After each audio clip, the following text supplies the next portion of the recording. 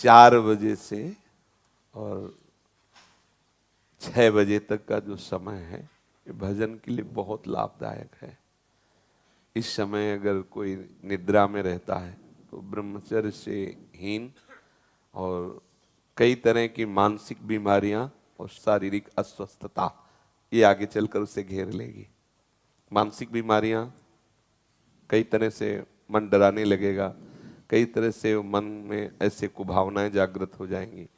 इसलिए हमारे ब्रह्म ऋषियों ने आज्ञा की है कि 4 बजे से तो उठ ही जाना चाहिए और 4 से 6 के बीच में, मान लो आप 4 से 5 के बीच में सो ही रहे हैं तो आप 5 से 6 के बीच में उठ जाइए।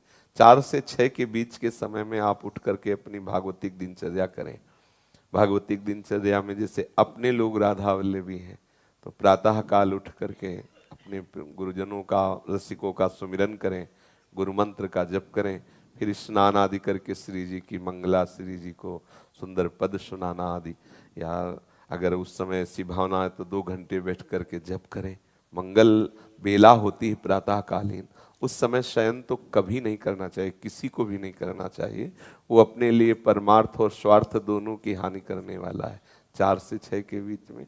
महाराज जी मैं सुबह उठ जाऊंगा, मैंने सोच लिया कि अब मैं ना कल से उठूंगा। अच्छा। तो मैं 1 हफ्ता उठ लूंगा, फिर अच्छा। जैसे मेरे मन के अंदर आएगा ना, नहीं अब मैं ना उठने लग गया हूँ, तो फिर अगले दिन है ना वो फिर पूरा ढेर हो जाऊंगा। नहीं, ऐसा नहीं, आपका दृढ़ नियम होना चाहिए। और नए बच्चे हो तो अलार्म वाला सिस्टम रख लो, वो जब बजे तो उठ के बैठ जाओ। इसमें आपको प्रयासरत रहना पड़ेगा, कुछ समय प्रयासरत रहिए, फिर आपका अभ्यास बन जाएगा कि आप उस समय सो ही नहीं सकते।